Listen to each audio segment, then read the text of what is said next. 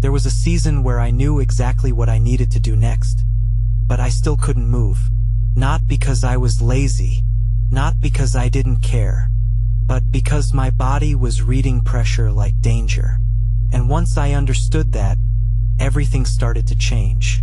In this episode, I want to share part of my story, what I started noticing in my own nervous system, and why sometimes the real problem isn't lack of motivation. It's a body that no longer feels safe enough to move. I used to think that if I had enough discipline, enough vision, enough information, I would naturally move forward. But that wasn't my experience. There were moments where I had the ideas, the desire, even the opportunity, and still felt hesitation, heaviness, confusion, or shutdown. From the outside, it can look like inconsistency. But from the inside, it feels more like your system pulling the emergency brake. What I began to understand is that fear is not always loud. Sometimes fear looks like procrastination. Sometimes it looks like overthinking. Sometimes it looks like being tired right when it matters most. Sometimes it looks like doing everything except the thing that would actually move your life forward. And for me, that changed the conversation. I stopped asking, what's wrong with me? And started asking, what is my body trying to protect me from? A lot of people are trying to solve a body problem with mental force. They keep trying to think their way out of a state their nervous system is stuck in. But when the body reads pressure, exposure, visibility, rejection, or uncertainty as danger, it can shut down action even when the mind says go.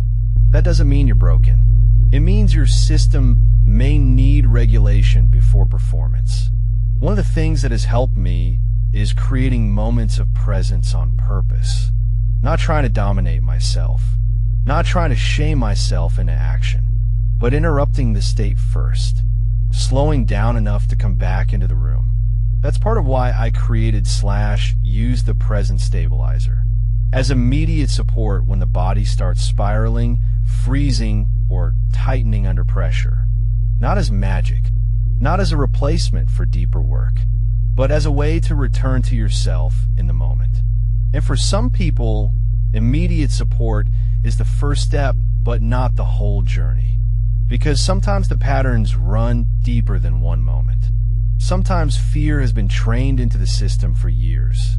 That's where deeper retraining becomes important. Immediate stabilization matters. But real rewiring matters too. So if you've been hard on yourself because you know what to do, but still can't seem to move, maybe this is your reminder. The problem may not be a lack of desire. It may be a nervous system asking for safety before action. And that changes how you respond to yourself. If this episode spoke to you, start by giving your body immediate support. The present stabilizer is there for those moments when you feel yourself tightening, freezing, or drifting. And if you know your fear patterns go deeper, I also share deeper support for retraining those patterns over time. Everything is linked on the main page.